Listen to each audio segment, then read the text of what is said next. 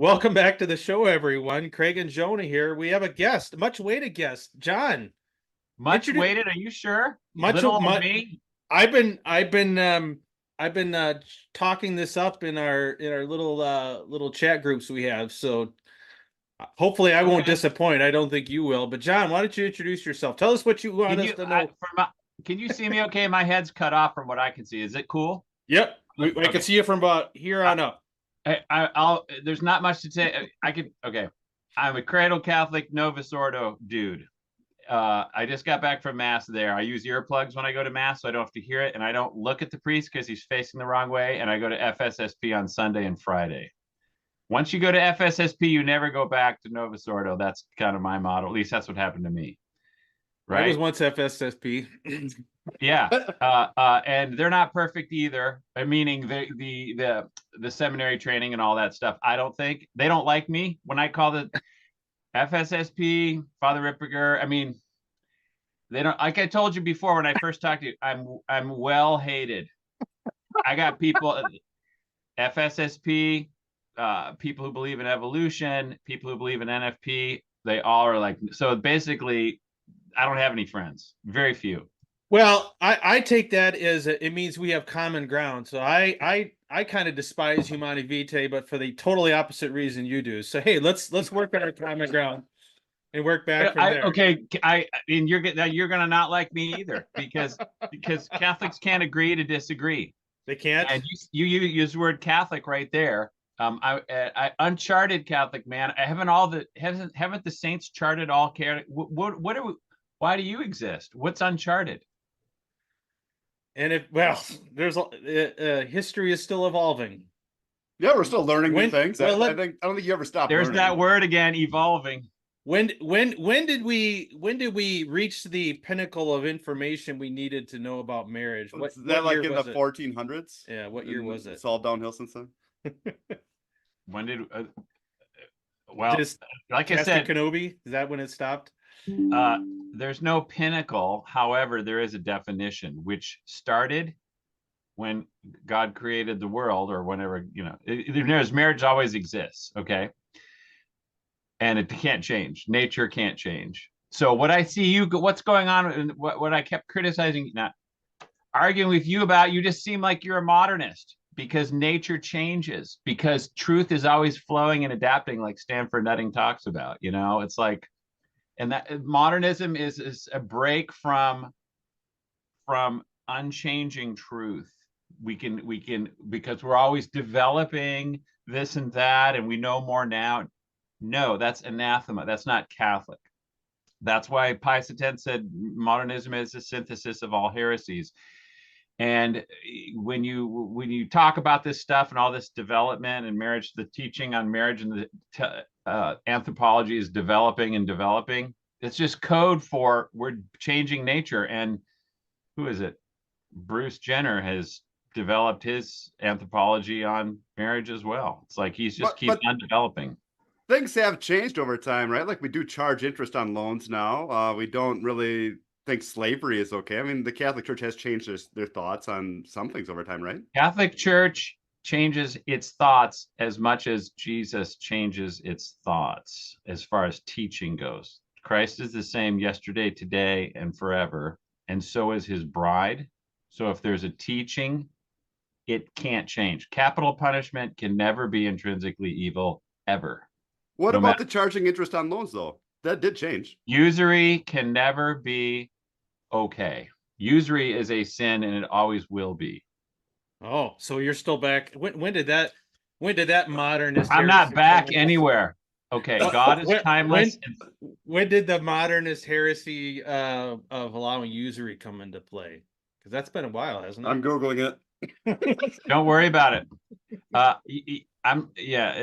point is that stuff doesn't change. So what? When you start talking about NFP, family planning, and that's when the knives come out, because, as you know, most heresies and movements and all that stuff typically start from sixth and ninth commandment things. That's what's behind all of it, really, like Henry VIII and the whole bit. And so when you start, what's going on with all this theology of the body, and I do want to hear more about why you're not so big on it. And Christopher West, Well, there's a guy who doesn't like me. He blocked me. I mean, whoa. I can't hardly believe that. Dude, Christopher West is like in ivory tower. He's just got he's got his little spiel going. But like I said, he's based on a lie, and that's, you know what, I have to be careful because we're all going all over the place talking about too much. But Christopher West and the lie that is the basis, and then I'll let you talk because I know is the inseparable connection between the procreative and the unitive meaning or significance or whatever you want to call it. That is the lie that theology. I got dogs who love to be with me. Theology of the body is based on. So what is your main thing on your mind that you want to disprove me of or skewer me on or something like that? I'm not here to disagree. I'm here to find out more about how Why not? think, because you think very differently than most of the people we encounter. As far as NFP being Yeah. intrinsically wrong. Yeah. It's intrinsically wrong. That's correct. Yeah. Okay. Well, let's go right to that issue because I mean, well, let's back up just a little bit. Has this been something you've believed your entire life, or is this something? No, that I was kind of just like you, developed? man. Like I said, cradle Catholic, Novus Ordo, and then you hear about NFP. I'm like, what the heck is NFP? And then it's like, oh, it's something that the church approves, so it has to be okay. There has to be licit. And then you fall. So because the church approves it, right? Everybody knows that, right? Yeah. So therefore, when is NFP okay? Well, then you have the spectrum. You have you can meet these NFP people like who's the toe curling guy, Gregory Popchak. That everything massive NFP. It's like NFP rocks. You start NFP when you first get married, you never stop, and all that kind of thing. And then you have the opposite extreme, which would be Father Ripperger and those guys, who say only NFP, barely ever for grave causes. That's it. That's so. That's anywhere on the spectrum. That is what you have to be if you're Catholic and you believe NFP is licit because the church says so. But none of it makes sense because NFP is just contraception. So I'm thinking, how can this be? Because the church approves it. No way. The church can't err. The church approves NFP. I've got to figure this out. Then I started realizing that the church doesn't approve it. This is the urban legend. This is the lie that's too big to fail. The church does not approve NFP. The church condemns anything that violates procreation primary, because that's the essence of marriage. And NFP violates that. However, Pius XII is the man who blew all this stuff up. Pius XII is where a lot of the new mass got started and where this new idea of the essence of marriage legally and all this Pius XII was kind of the prototype guy for personalist norm. Did he come right after Pius XI, or was there someone else? Yeah, Pius XII was right after Pius XI. And I have my issues with Pius XII too, but again, for the totally opposite reasons. Okay, so where all this NFP stuff got started was you've got Margaret Sanger who's pounding the door. We need contraception. We got too many kids. There's not enough. There's too many people. There's not enough money. And then you have the Anglicans going, guess what? Having kids is a duty, and so there's exceptions to the rule with contraception. So this is all this political pressure. We need to invent a kinder and gentler marriage definition. And so Pius XII said, well, you can do the NFP. In short, that's basically what he said in midwives. And that's not an infallible thing when you talk to the midwives, it's just saying it. So everyone runs with it because if we can have Catholic contraception, we're going to run with it. And it takes on a life of its own. And like a fire getting out of the fireplace, there ain't no putting it back. You can't do that. When you're talking 6th and 9th commandment stuff, if you let people break the 6th commandment and go to heaven at the same time, they're going to take that deal every time. And it's going to cause a revolution. So 6th commandment's adultery, right? 9th is what? Don't covet your neighbor's wife. Basically everything that violates marriage. If you can violate marriage and go to heaven, people are going to rush to get that. And which commandment does NFP violate in your opinion? Probably several of them, but it doesn't matter. The point is that that's how it got started in 1951 with midwives, then you have a problem of Pius XII going, golly, listen, procreation is primary, except when procreation is not primary. That's like saying a man is a man unless he's a woman, then he's not a man. That's how stupid it is. So we've got like this total disconnect going on. Then Humanae Vitae comes in to save the day with a little Vatican II to help them out. And that is no more hierarchy of ends, no more procreation primary. It's all just one big great pile of grooviness. You know, you've got either two primary purposes or no primary purposes. Take your pick. Well, I'm not sure how it violates a commandment. You're not committing adultery, and you're not coveting your neighbor's wife either, and you're not killing anything either through NFP. So I'm not sure which commandment it would violate. Mm-hmm. Well, I guess I have to think about which commandment, but whichever commandment, what commandment does contraception violate? I don't think it violates any of the commandments. Well, they say, that would be if thou shalt not kill. It's thou shalt not kill. But you're not killing anything through Okay, NFP. yeah. Not all Contraception is known as contraception is known as murder.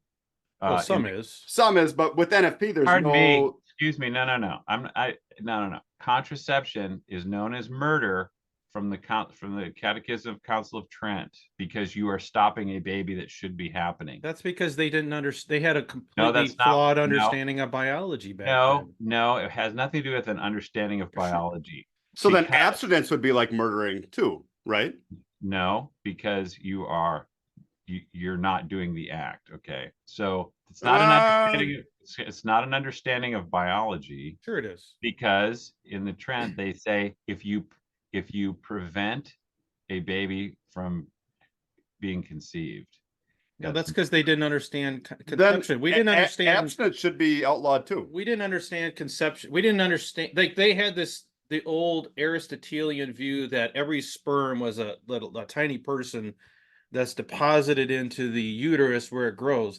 We learned in like what the 1700s, 1800s that you actually have sperm and egg that come together. So that was a condom, for example, is not murdering anyone. It's not. It's contraception, and it may violate those rules, but it's not murder. It's metaphysical murder. That's their point. But then abstinence would be too, right? No, because you are not engaging in the conjugal act. But you're purposefully not doing it. Like you are making a decision to not do it. So that would be like making that decision to not to create a life. That's right. But when you separate out the primary purpose from the act, it is metaphysical murder because the baby that's supposed to come isn't there. So St. John Vianney has that famous quote.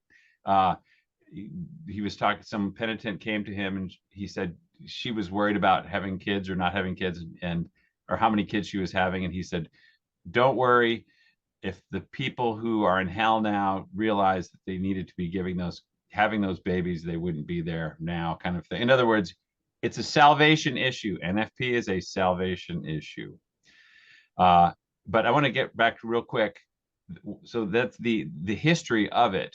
It started with once Vatican II killed the purposes of marriage in their hierarchy. Now you have, that's why I asked the question, what are the essential purpose? How many purposes of the conjugal act are essential to it? And the answer is one. But if you are a normal Catholic, a JP2 guy, you're going to say two. And that's error. Never existed in the history of the world until the Lambeth Conference, when they started saying marriage is about love. Okay. At any rate, that's what's going on with NFP. And I realized that and I figured it out. And then Humanae Vitae was, written by Paul VI, who is a canon lawyer. So he knows what the words mean. He's not dumb. He knows what it means. And he says, he didn't say the primary and the secondary purpose. He didn't say the procreative purpose and the unitive purpose. He said the unitive significance. So a sign is not nature. A sign is not a purpose or an end. So Humanae Vitae is like a lot of Vatican II, a smoke screen. It's not clear. but everyone thinks it is. So no, that's Does well, go ahead. is it so are you okay then with IVF then? Are Catholics okay with IVF? What's the answer? Well, I'm just asking. Well, I'm if Catholic, dude. No, hello. okay, but let me understand why. Because if procreation is the purpose of the conjugal act, you can. Can I cut you off? Yeah. So it's like, you can have. I mean, if the goal is to make babies, we can make babies in a test tube. the goal is to do God's will. And Sure. if you're going to engage in the conjugal act, it's to make babies. That's the purpose of the act. Okay. So you have to have the nature of the act and the purpose. Those are the things you have to have. IVF has the purpose without the nature. Can't do that. And there's all kinds of reasons why not. And that's fair. Yeah. So let me ask you this then. So I want you. Let's just walk through a scenario. Let's talk about a couple that gets married and they start using NFP from the beginning, so to speak. So let's say they get married on day 16 of their cycle. They're infertile. They consummate the marital act. They go on their honeymoon and they have sex for first 2 weeks or whatever. Is there anything immoral about that, even though their plan is to use NFP at some point? No. And then the infertile time comes and they elect to not have sex during the fertile time. Is that when the sin occurs? Like, when does the sin actually occur in your mind? What's the earliest point of someone using NFP that they have now crossed the line and now they're sinning and they got to go to confession? Like, what's the earliest point in the process? I might have to lower my shade. Is it too sunny in here? Yeah, I could. Go ahead and do that. I'll pause. Okay, I think, yeah, I think the question was like, what is the earliest point in the process of using NFP that you think the sin occurs? the sin occurs when you reverse the hierarchy of ends. So this is important too, because contraception is intrinsically evil from the get-go. It's immediately unnatural. Contraception. NFP is not immediately unnatural. So it starts natural, but it ends unnatural. So when you are restricting the conjugal act based on timing, that's when you are, and then you in other words, when you employ the method, whenever you start employing the method and then engaging and using the conjugal act, that's when the sin occurs. So it's not the abstaining part. It's as soon as they come back and start engaging in the act. You think? Yes, that's right. So we have, okay. Everybody who's not Catholic knows that NFP is Catholic contraception. Everybody who's not Catholic knows that annulments are Catholic divorce. It's the Catholics who don't know it because they're like been blinded by the terms. It's obvious. You're using a method to not have kids. So if NFP is Catholic contraception, why does like less than 4% of the Catholic population use it? Like, why isn't everyone using it? Because everybody can tell that if NFP is licit, then contraception is licit also. And they don't want to bother because it's retarded. It's unnatural. No, that's not why people don't use NFP. People don't use NFP because it's really damn hard. Hold on. I was just about to put my finger on what you're saying. Okay. It's unnatural because when nature calls, Christopher West and NFP say no. Okay. That's what you see what I'm saying? In other words, when she's fertile, she's more interested. When she's not fertile, she's less interested. So and we would agree on that. Setting your marriage up for problems. NFP is a marriage killer. That's why we agree. You just figured out why we started this podcast. Okay. So if you just define marriage the way it was before 1950 and you just throw out all the NFP and contraception, stuff falls into place. And then you just get rid of divorce, get rid of the separation. You have to go to the bishop for separation. Yeah, if you define marriage, marriage falls into place. When you redefine marriage, chaos ensues. So look around you. If you go back to before we started tinkering with the legal definition, the amount of kids and the amount of divorce would go back to that number. So Okay, so Casti Kanubi came out in 1930. That was in response to the Lambeth Conference. The one prior to that was Leo the 13th. Was it Arcanum? Arcanum Divina, yeah. 1888. So he was Leo the 13th was responding to the problem of divorce. So we had divorce. Like divorce has been a problem long before Humani Vitae came along. Like in Moses' time. Yeah, I mean that's been an age-old problem. I don't Okay, think you can that's say right. that it's Humani Vitae that has anything to do with that. Yes, you can, because divorce is no longer a problem. Divorce is no sin after Humanae Vitae. Yeah, the church says that divorce is wrong. Okay, how come everyone gets communion that divorces? Because it's not wrong, that's why. Well, they're probably committing a sin. But No, you they're have- not. Who are you to judge? Is divorce a public or a private sin? I don't know. You don't know, okay? Well, and Hello? with Mortal NFP, sin still requires knowledge and Oh, consent, and I can't. yeah, and And hello, with- let's pardon me. Divorce, is it a public or private sin? Well, I don't think the divorce is a sin. It's the remarriage. Okay, that's the look at sin. what you just said. You don't think divorce is a sin. Uh-huh. Back in Yeah, the it's the- day, divorce was a sin. It's not a sin anymore because marriage has no legal terms to its contract, no rights, no harm, no foul, no fault. That's why divorce isn't a sin anymore, because NFP says procreation is not primary. Yeah, people are. I mean, so someone would not be allowed to divorce an abusive husband if they wanted to. You think that would still be a Divorce sin? in this country is never allowed for Catholics because there's always legal alternatives like legal separation. And in the states that doesn't have legal separation, they have the they have the same thing under a different heading. So Call it what you want. I don't care. Whatever.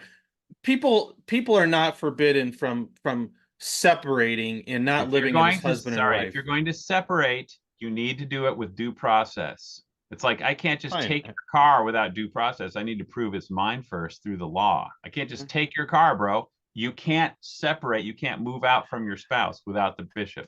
I'm not here to fight you about all that. I'm not saying you're wrong about that, but you know, the whole that's a total separate issue from NFP. It's all connected to NFP 100%. And I'll explain why very briefly. Sure, go ahead. Make the Okay. connection for me. Okay. When marriage has a primary purpose, that means it has an independent purpose. That's the legal purpose.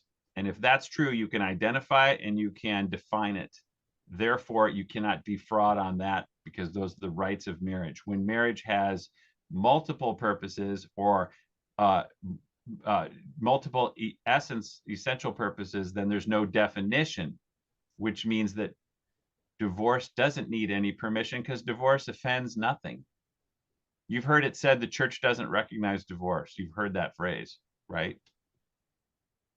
Yeah, I mean the church recognizes that some marriages never occurred in the first place. Okay, It doesn't separate an existing a valid marriage. Yes. So to say the church doesn't recognize divorce is like saying the church doesn't recognize when someone puts you in a wood chipping machine and cuts you in half. It's like, yeah, it happens. It may not change your soul, but it changes your body, the one flesh. So this is why if NFP is licit, then marriage has more than one essence and divorce offends nothing, which is why you are saying divorce isn't a sin because you've been breathing the air and the Vatican II air.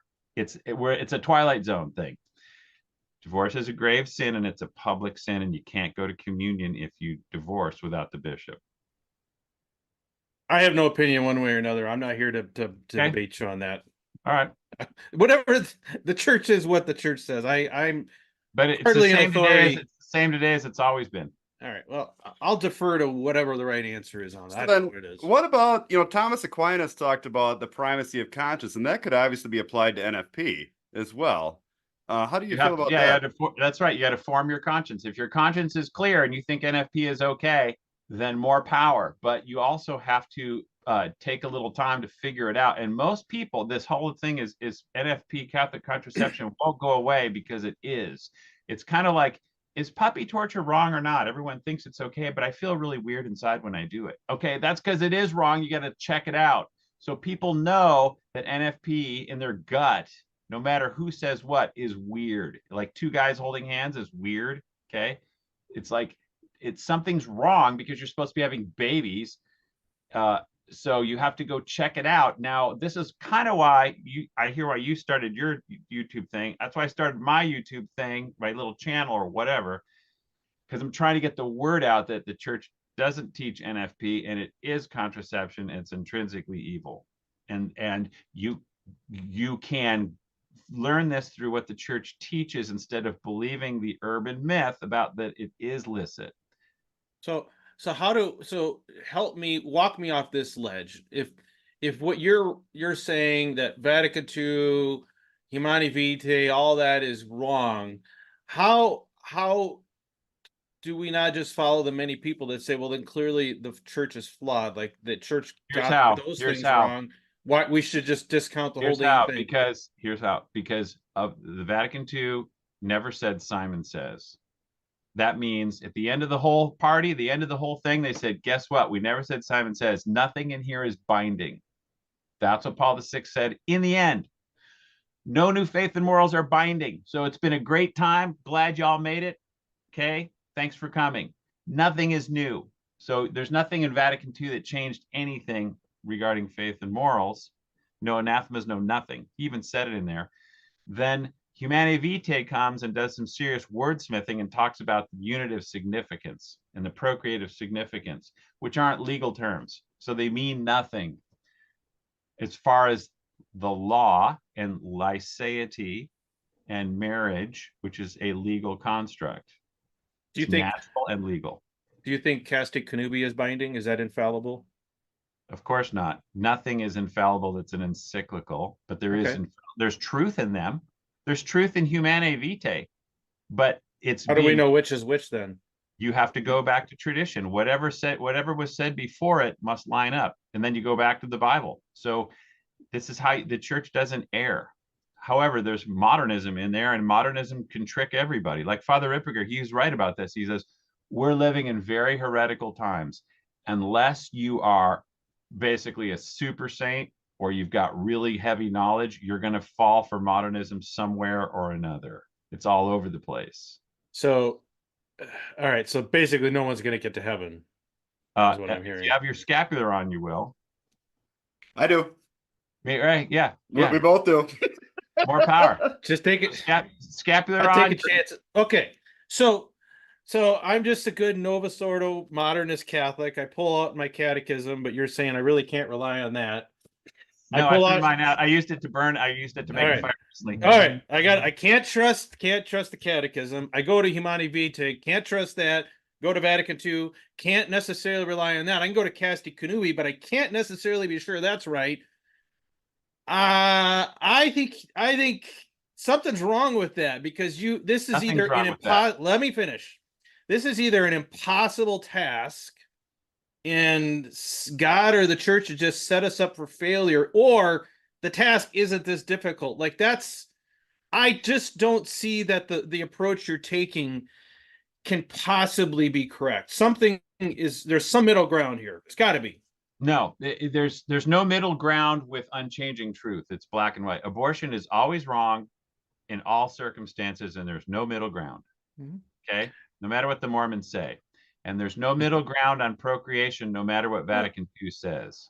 So, some sins are intrinsically evil and some are not, right? Some are circumstantial. Yes, the impeding procreation is intrinsically evil. Says who? Onan.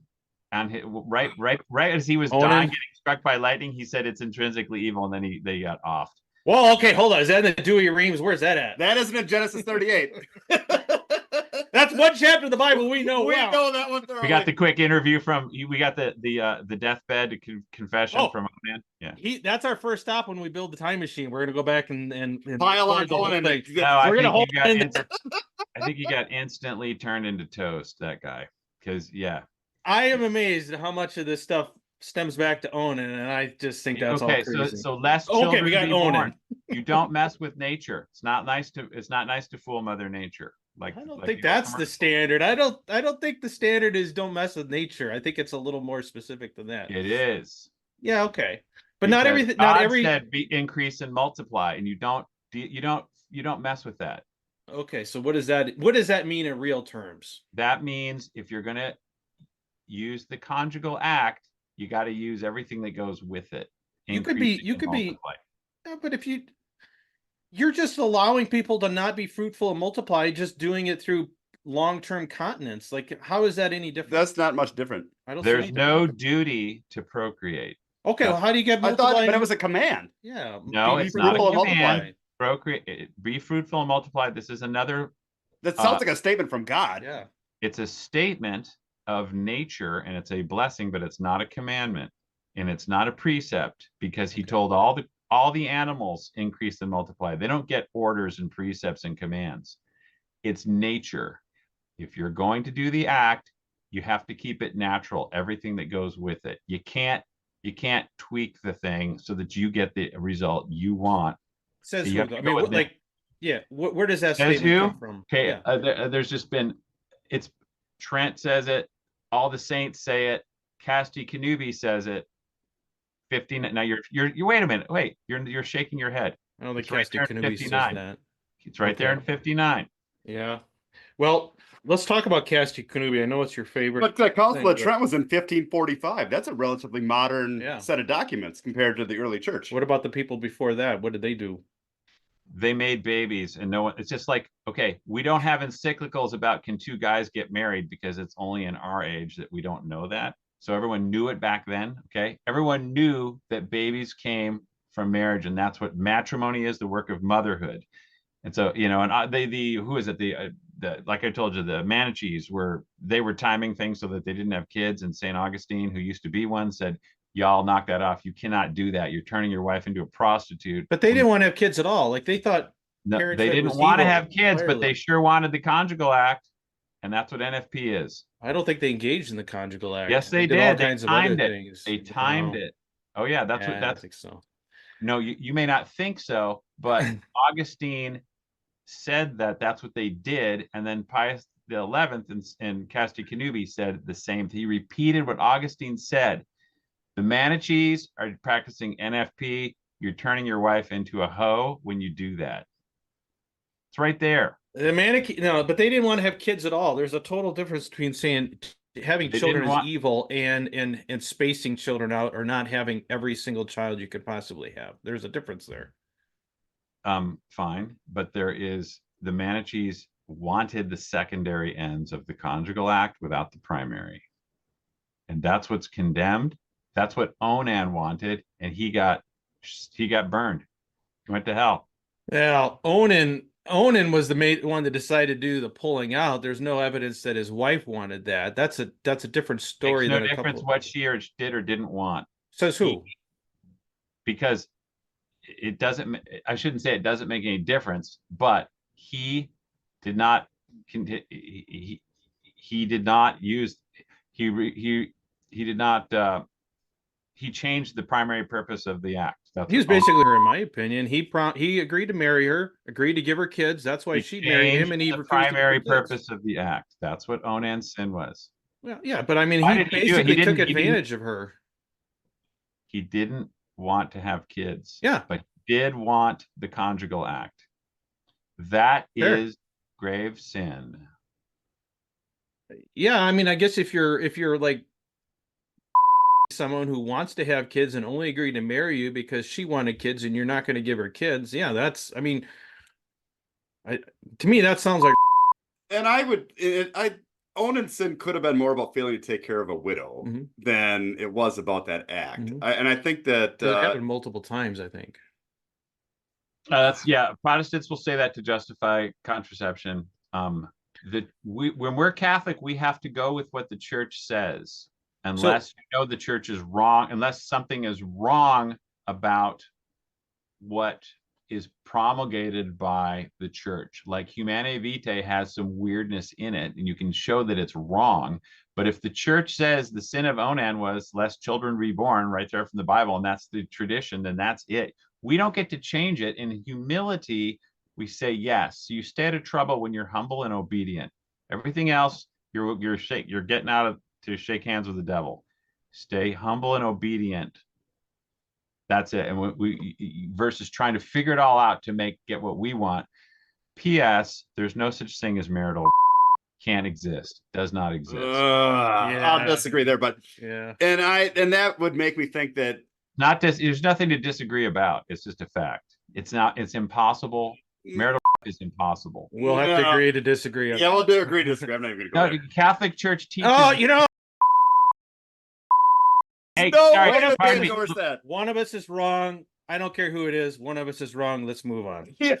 I don't use foul language with me, okay? It Okay, invites well, me into the air. Full None of crap. Full crap then. That Now, better. I'm quoting St. Thomas Aquinas, who says there's no such thing as marital. Aquinas wasn't infallible either. No, And you're not, but he's the angelic doctor, and he uses law to put that up, okay? And the reason he says that, and this is important, this is all ties into NFP, okay? You got to relax. This is important. The reason why We're here. marital rape is impossible is because consent happened. You cannot, the crime of rape exists when consent is in place. It has to be non-consensual. The primacy of my conscience says that is wrong, and that Thomas Aquinas was wrong in that case, and I feel fine about that. Okay, he didn't say that it wasn't a sin or violent or whatever. He says all kinds of that stuff, but he says it's not it's not the crime of. Use it whatever name he used, then it's wrong. It's wrong. It's horrific. Either way. Okay. Fine, not rape, okay, but it's not. You possible. You can violate. You can commit sin. You can use force. You can do all kinds of bad things. But We're getting off the rails. It's appalling to me, but we'll just. So one question I ask you about, it seems to me, and I feel free to correct me. It seems to me that you interchangeably you talk about the ends of marriage and the end of the conjugal act as if those are the same things. I don't think those are. I don't think that's true. I think the ends of marriage are different than the ends of the conjugal act or the purpose. Why would you think that? Because Cassidy Canui says it. Cassidy Canui says the ends of marriage are different than the ends of the conjugal act? No. Well, okay. Do you have your Cassidy Canui out? I have it memorized. The whole thing? Pretty much. So I'm looking at paragraph 24. So I don't have it memorized, so I'm going to read it. He says, this mutual molding of husband and wife, this determined effort to perfect each other can, in a very real sense, as the Roman Catechism teaches, be said to be the chief reason and purpose of matrimony. Did I get that wrong? No. I mean, that sounds like he says the primary purpose, what was the chief reason and purpose of marriage is the molding of husband and wife. It doesn't talk about. You're number 24, you say? Yeah, 24. Okay. If we said, okay, because the Roman Catechism says this, to be said the chief reason and purpose of matrimony. All right. Okay. Then it says, provided matrimony be looked at not in the restricted sense. Yeah. What does that mean? What is the restricted sense? Well, I think it's say we look at this as a positive value of marriage, not a restrictive thing. Like what is the restrictive? Should we look at marriage in the restricted sense? I don't know. I don't know what that even means. The restricted. I mean, it's I'll tell you what that means. So. That means the legal definition, the legal sense. So so marriage in the legal sense, the primary purpose is not the mutual molding of husband and wife. In the legal sense, that is not the purpose. If you scroll up and go to 17, it does say the purpose in the legal sense. The number 17, the primary end of marriage is the procreation and education of children. That's the primary end of marriage. Okay. Legal. Marriage is legal. We're talking about what is licit and what is not licit. But marriage has a lot of other stuff involved in what it's, if you want to look at it broadly or spiritually or whatever. But it seems, yeah, it seems to me that marriage has a variety of purposes, among them the conjugal act and the procreation of children. The conjugal act itself has a more limited set of purposes that, let's say, marriage in general. We do things other than have sex. I mean, right? Like we do things, we support our spouses and things like that. Conjugal act, yeah, it has a natural purpose. And that natural purpose is not up to me or you or Bruce Jenner.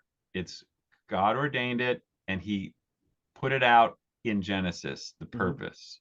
Okay, it's to increase and multiply.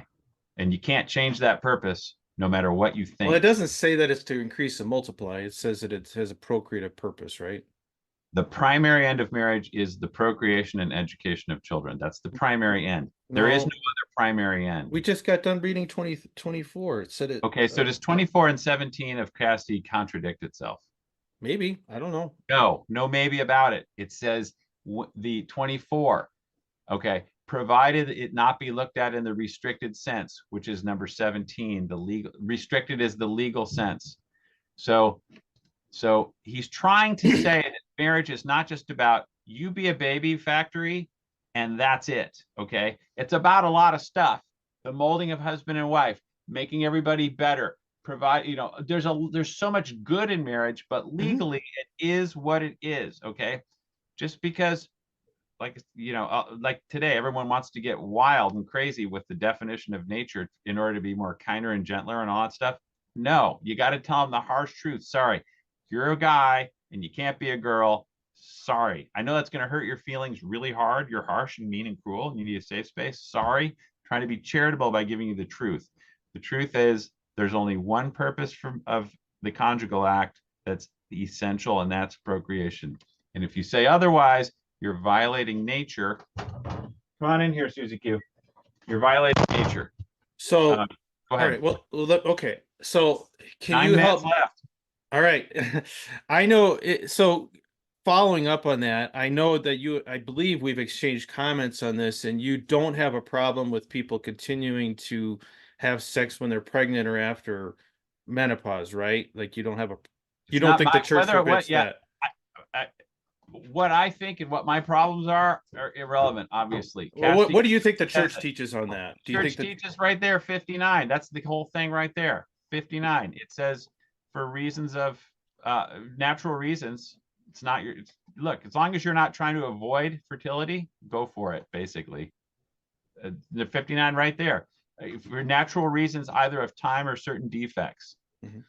And so people take that to mean, oh, natural reasons of time. That means the different fertile periods.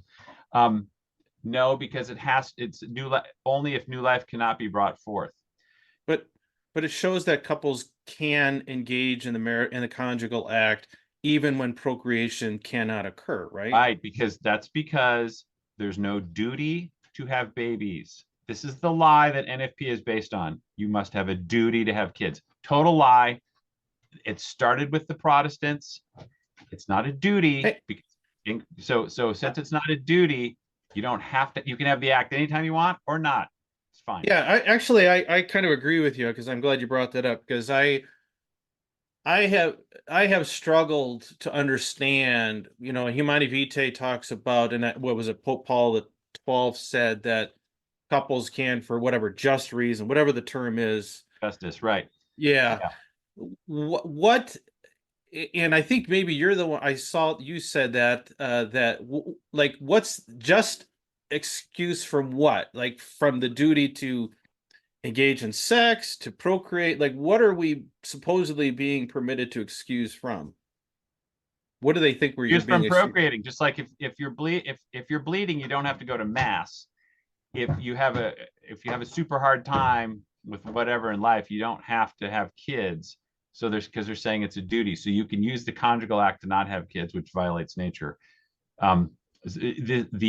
No one in the history of the world ever said that having kids is a duty until the Lambeth Anglicans 1930.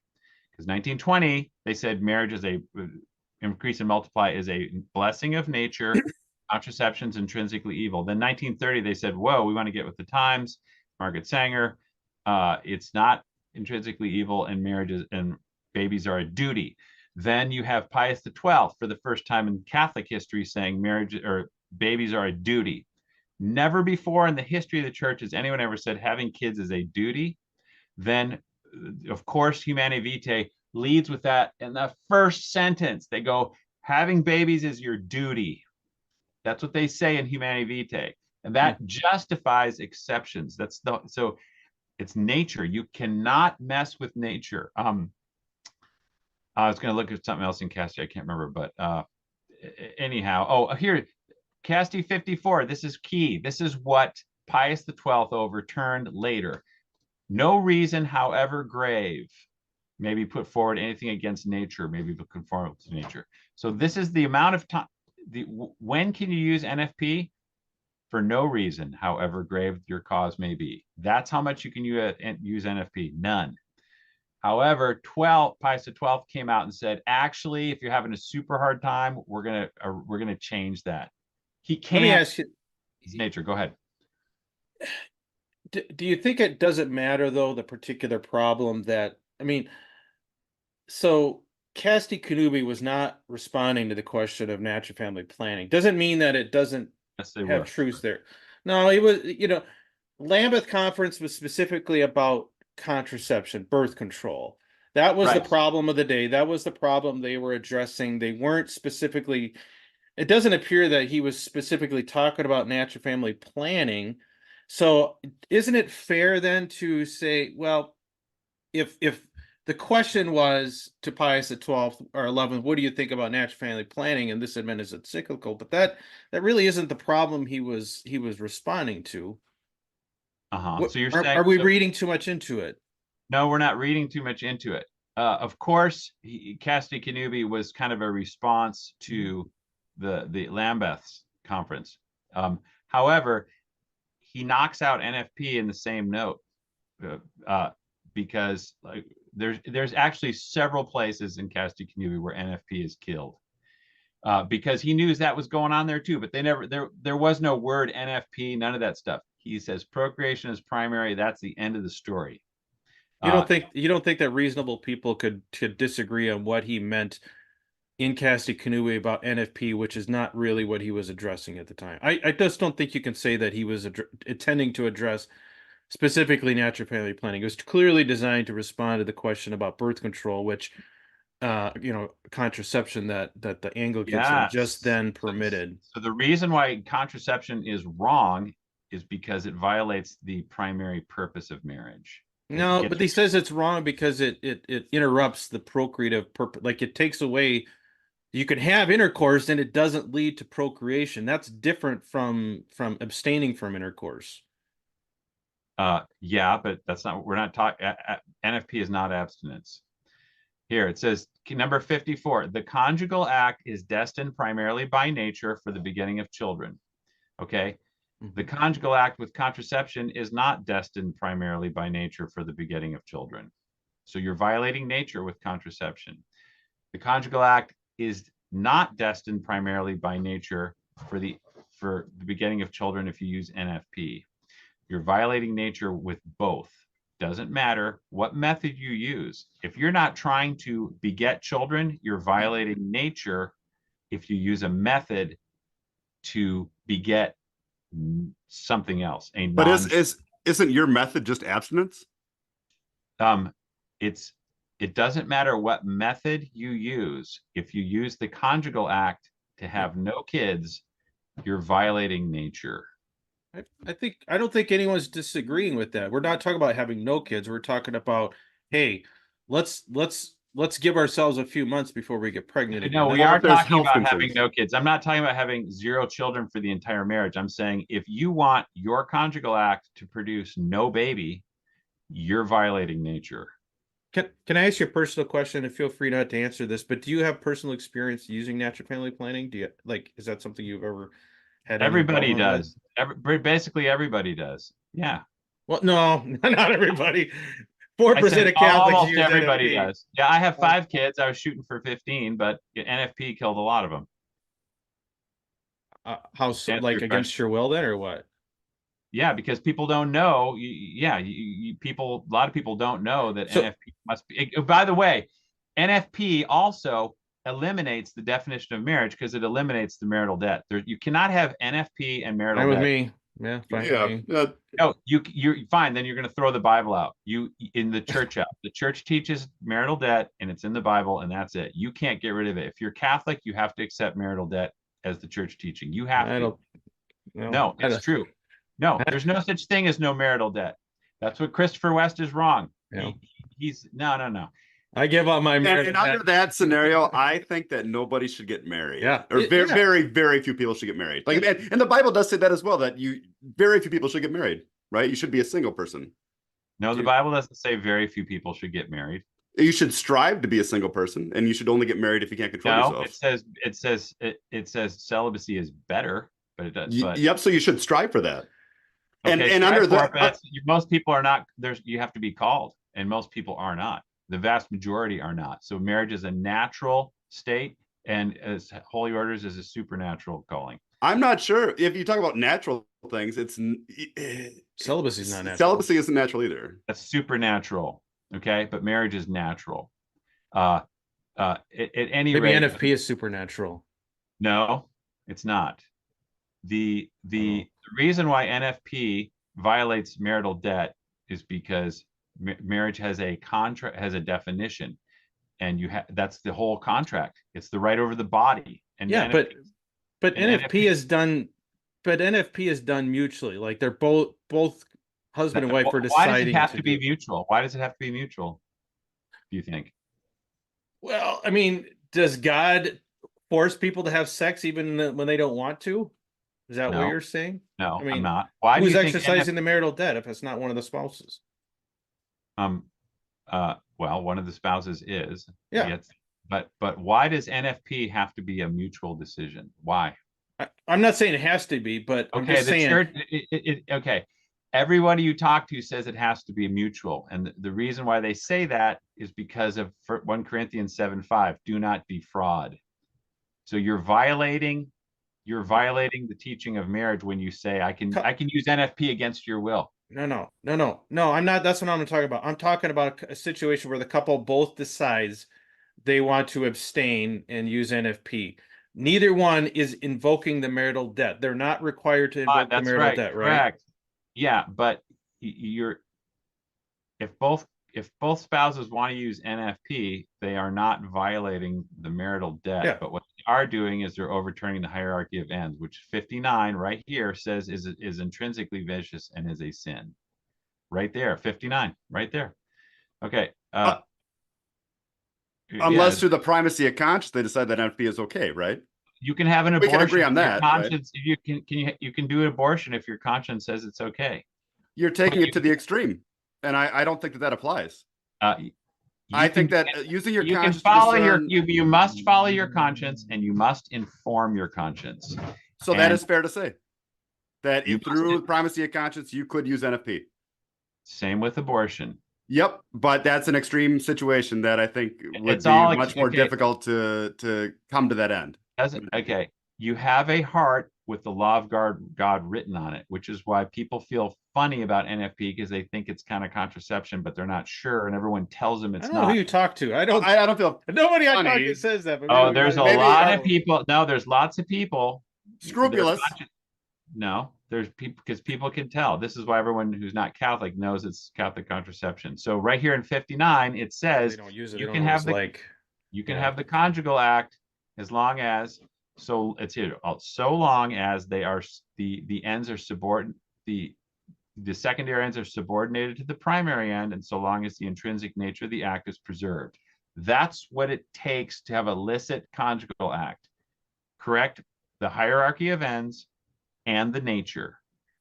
NFP says we have the nature, but we don't have the hierarchy of ends. We are not increasing, and we are not multiplying.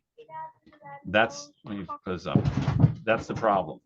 So it's no different. But yeah, but a couple that engages in the marital act during the infertile times is acting no differently than the couple that continues to have the conjugal act during pregnancy.